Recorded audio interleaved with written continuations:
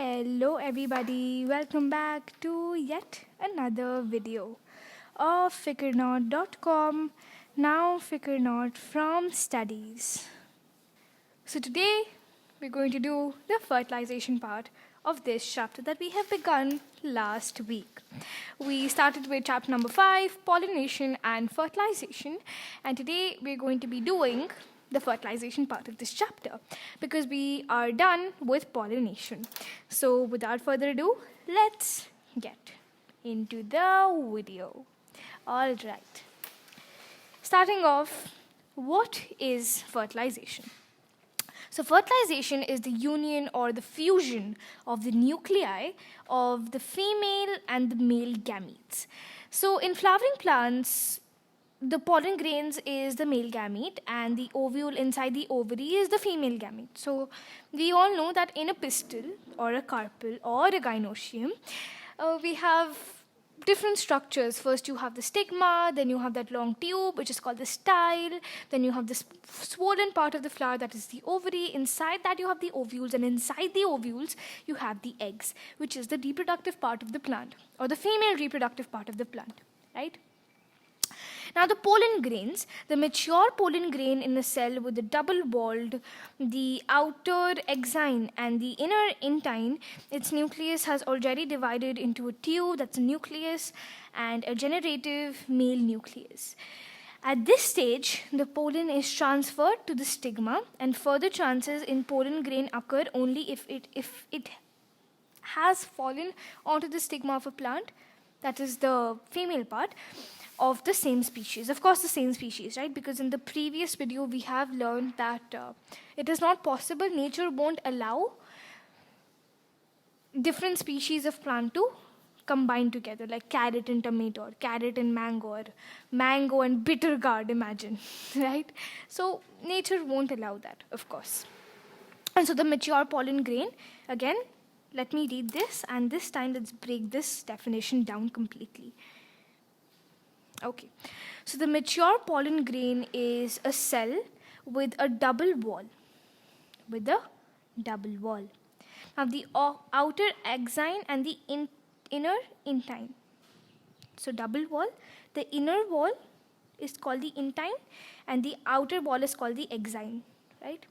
Inner intine, outer exine. Its nucleus is already divided into a tube nucleus and a generative male nucleus. It has divided into two parts, that is the tube nucleus and the generative male nucleus. And at this stage, the pollen grains are being transferred to the stigma of the plant. Fine. Now, coming to the ovule that has the female reproductive part of the plant. Now, ovule is the inner part of the ovary.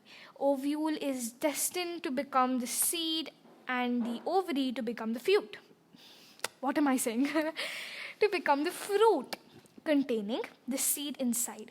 Now there may be, as in there are chances that a single ovule produced a single seeded fruit, or many ovules produce many seeded fruits. Now each ovule has one or two protective coverings that are the integuments. Now the integuments leave a small opening called the micropyle at one end for the entry of the pollen tube. Now enclosed by the integuments is the nucleus, a mass of food-laden cells, and the further inside is the nucleus is the embryo sac. All right? Okay, moving on. Now, the embryo sac contains 7, that's 3 plus 3 plus 1 cells, 3 cells at micropylar end, 1 egg cell and 2 synergids, 3 cells at opposite ends called the antipodal cells, and 1 large central cell. The central cell is different, containing 2 nuclei called the polar nuclei. Now germination of the pollen grains germinates only if it falls onto the stigma of the same plant species, and otherwise it and disintegrates. The pollen grains on falling onto the stigma is stimulated to germinate due to the secretion of the sugars by the stigma. Through a point in the exine, a pollen tube grows out of the pollen grain, carrying as its tip the generative nucleus, and the tube nucleus, generative nucleus, divides into two nuclei. That's male gamete nuclei, and is also called as the and also called as the sperm nuclei. All right. So let me just finish reading this paragraph and let me explain to all of you what this paragraph means. Okay. Thus, there are three nuclei which are not separated by cell walls. They share a common cytoplasm. The pollen tube grows through the stigma and style by dissolving the tissues with the help of the enzymes and reach the ovary. All right. Lot of information to take in, right? Let me break this down for all of you right here. Let's start off with the pollen grain right over here. Okay. What are they trying to say over here? So, the pollen grain, as we have learned in our previous chapter, right? In our previous chapter, we have learned that the androecium has pollen grains, all of that. The pollen grains can be double membraned and all of that. Now, over here, we're talking in depth, right? We're talking in depth about the pollen grains. I'm sorry. Yeah. So, we're talking about the pollen grains in depth, and we're saying that the mature pollen grain is a cell with a double wall. This is one wall and this is the other wall, double walled. Now the inner is called as the intine. Inner, intine. And the outer, what if you want to exit a place, what do you call it? I'm exiting the place, right? So the outer part, you call it as exine. So the ine is in both exine and intine. So the outer part is called as the exine. What is it called as the exine? Fine. Now its nucleus is already divided into a tube nucleus. So once the mature pollen grain, it is reaching the stigma, but before that as well, right? Pollen grain is of course mature, and over here it is ready for fertilization, as in ready for the marriage or the fusion with the female reproductive parts of the plant, right? So the nucleus divides or has already divided into a tube nucleus and a generative, that is a male nucleus. Now, at this stage, the pollen is transferred to the stigma. Further changes in the pollen grains occur only if it has fallen on the stigma of a plant of the same species. Done. Easy, simple. So, in conclusion, you have an inner part called intine, outer part called exine. Nucleus is like a long tube. It is already divided into a long tube and a generative nucleus. Okay. Now, this was all about the male part. Now, what about the female part, which is the ovule? Now, we all know that the ovule has the female part of a plant. Now, the ovule is the inner part of an ovary. The ovule is destined to become the seed and the ovary to become the fruit. Fine. Now, having said so, we also know, again, the ovule will become the seed and the fruit will be the ovary, and the ovary will contain the seed inside it. Now, there may be a single ovule producing a single seeded fruit, or there will be many ovules producing many seeded fruits. Again, in the previous chapter, we have learnt about this in brief, that ovules may be single inside the ovary, or they may be a lot. Now, this happens in plants or fruits that have many seeds in one fruit, right? So, it can either be a single ovule or many ovules. And since all of them become seeds, you can say one ovule or many ovule. Basic common sense, right? Now, each ovule has one or two protective coverings called the integuments. Now, we all know that the most important part of this whole process is not only the pollen grains but also the ovule. Because the egg is where it stays. And if the egg is missing, what is the point of the pollen grains coming to the female part? No point, right? Similarly, in our body, we have our brain, and it is covered and packaged with so many protective layers, layer after layer after layer. Why? Because the brain is the part that is taking every decision in our body. Now, if we talk about the respiratory system, again, the lungs are covered with so many coverings. Now, similarly, when we talk about fertilization in plants, what are the two hero and heroines? The ovule and the pollen grains, right? So the ovules have to be covered with a lot of protective coverings, right? And one of these protective coverings, or one or two protective coverings, these are called as anteguments. That's how I pronounce it. Once again, you can pronounce it however you want. Now, the anteguments leave a small opening called the micropyle at one end. So let's say, I am not saying that this is the actual structure of the ovule, but I'm just drawing it normally. So let's say if this is the anteguments, it has one opening over here for the pollen grain to come in, not the pollen grain, sorry, the pollen tube to come in, which has the pollen grain inside it.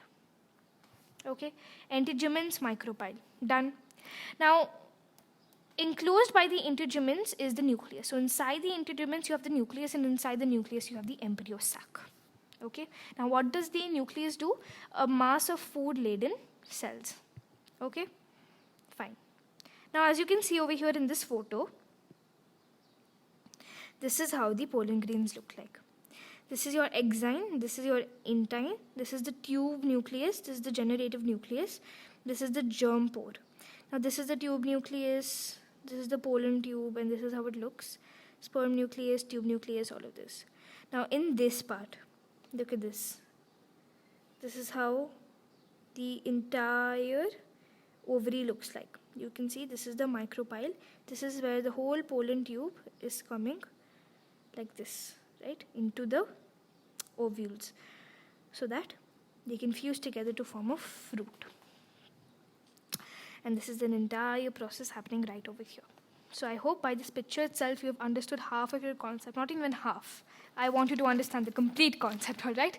So if you have any doubts, post it in the comment section below right now. Right now. Now, the embryo sac contains 7 cells. Now, the 3 cells are micropylar. What am I saying? Sorry. 3 cells are micropylar end. Now, 1 egg cell and 2 synergites. Now, 3 cells at opposite end called the antipodal cells, and 1 central cell called the central cell is different, containing 2 nuclei called the polar cell. So the 3 cells are micropolar at it's almost like a tongue twister for me. They're micropylar end. It has a micropylar end. That means it has an opening. So you have 3 cells, and it has a micropylar end, and it has 1 egg cell and 2 synergids. Now, the 3 cells, they are at opposite ends called the antipodal cells. So as you can see over here, these are the synergids, because this is over here, this is the micropyle is right over here, so that's why they're called as synergids. And this is at the opposite end, they're called as the antipodal cells. And just in the middle, you have the polar nuclei. You have the polar nuclei, and you have the 1 large central cell, and the central cell is different, containing 2 nuclei called the polar nuclei. Now, the germination of the pollen grain from here, what is the process, how does it take place? Now, pollen grain germinates only if it falls on the stigma of the same plant species, otherwise it disintegrates. Now, the pollen grains on falling on the stigma is stimulated to germinate due to the secretion of the sugars by the stigma. So, the pollen grains germinates only if it falls on the stigma. We all know that, right? Because the pollen grain will not form a pollen tube unless and until it doesn't reach the stigma, right? It won't go through the style into the ovary and the ovule to fuse till it is not fused with the stigma, but till it does not fall on the stigma, right? And of the same plant species, otherwise it disintegrates. Now, the pollen grains on falling onto the stigma is stimulated to germinate due to the secretion of the sugars by stigma. So the stigma produces a few types of sugars. Now, through a point in the exine, a pollen tube, that's the outer part, right? The pollen tube grows out of the pollen grains, carrying at its tip the generative nucleus and the tube nucleus. Generative nucleus divides into 2 nuclei, that's the male gamete nuclei and also called as the sperm nuclei. This is where they're ready to fuse. And thus, there are 3 nuclei which are not separated by cell walls. They share a common cytoplasm. Now, the pollen tube grows through the stigma and style by dissolving the tissues with the help of enzymes and reaches the ovary. So what happens is, just as it goes from the stigma through the style, right, it dissolves all the tissues by the help of enzymes, and then it finally reaches its destination, that's the ovary. Now there it pushes through the micropyle, that's the opening, right, in the ovule, and reaches the embryo sac. Now in the embryo sac also it has 7 cells, so it goes through all of that, and the tube nucleus, which had the directed growth of the pollen tube all the way down, now disintegrates. That means it breaks down, right? Now the pollen grain enters one of the synergids and releases its 2 sperm cells. One sperm nucleus fuses with the egg cell nucleus to form the zygote, while the other sperm cells move towards the 2 polar nuclei in the center and fuses with them. 3 nuclei fuse together, triple fusion, to produce the endosperm nucleus. Altogether, 2 fertilizations have occurred, since termed as double fertilization. So as you can see over here, the sperm cells, they are not only fusing with the egg cells but also with the polar nuclei. So over here you can see 2 fertilizations have taken place, right? So it's a very simple term, double fertilization, right? Similarly, the same definition is given over here as well. Double fertilization is one sperm nucleus fuses with egg cell nucleus. The other sperm nucleus fuses with the 2 polar nuclei together, basically. And that's double fertilization. 2 fertilizations are taking place. And once again, one question. What part of the pollen, or the pollen grains or whatever, produces these sperm cells?